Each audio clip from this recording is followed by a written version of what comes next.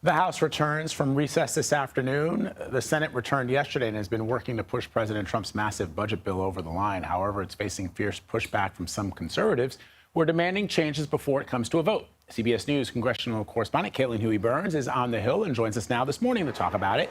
So, Caitlin, as you know, Majority Leader John Thune met with the president at the White House yesterday. How are the two working to address the changes that some of those Senate GOP holdouts are demanding?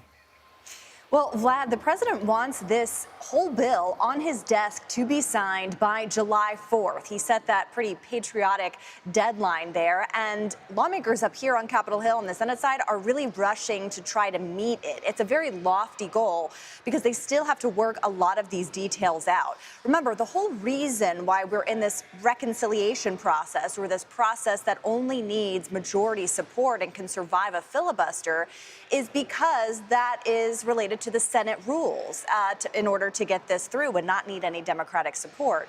But the sticking points that were on the House side still remain over here on the Senate side. So they have to work some of these details out. You still have a number of lawmakers who are opposed to the amount of spending cuts, want deeper cuts to this. You also have people like Rand Paul, who has raised alarm about this adding to the debt and also adding to the deficit, and has said that he's not going to vote for this bill. You also have senators like Josh Hawley, who's concerned about the Medicaid cuts and the way in which the federal government and states share some of those costs for Medicaid. And so there are a lot of these sticking points, and you have the president already starting to try to twist arms. I mean, today on Truth Social, he kind of went on the attack against Rand Paul. Rand Paul is likely to be a no all the way through, but some of these others he's had conversations with on the phone, trying to get them around to this deal. Meanwhile, Speaker Johnson on the House side has been meeting with senators too, saying, hey guys, I have such a slim margin over here.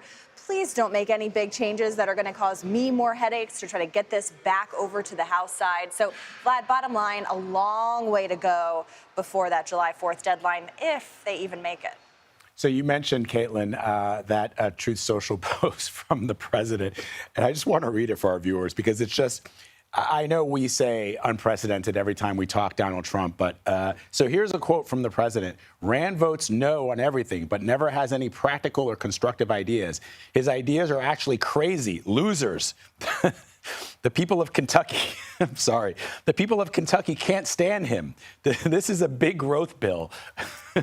So I don't know. It's not funny because we're talking about people's lives here, but it's just mind-boggling that the president of the United States is using his social media account to attack a sitting member of the United States Senate the way that I got bullied when I was like in high school. And so is this a way to get Rand Paul to the table? Because you're essentially asking Rand Paul, for whatever policy differences might exist between the president and Senator Paul, you're essentially asking him to put aside his beliefs, his ideals, because he's getting bullied by the president of the United States. Well, first of all, Vlad, I would hate to think you were ever bullied in high school. Where are those bullies now? It happens so that's even one here. Thing. Yeah, couldn't even imagine it.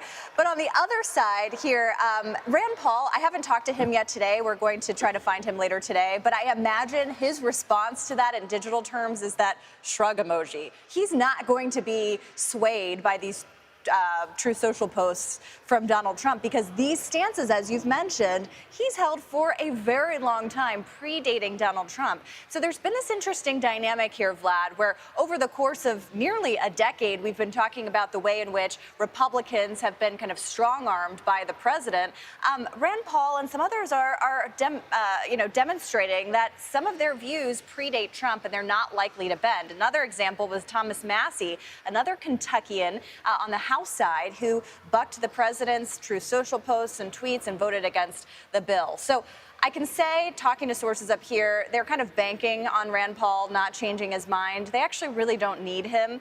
They need to focus on just shoring up the other Republicans, and that's kind of where the strategy will be, but won't preclude the president from sending those posts. Yeah, and I know that his supporters love it. All right, Caitlin, thank you very much as always, my friend. Be well.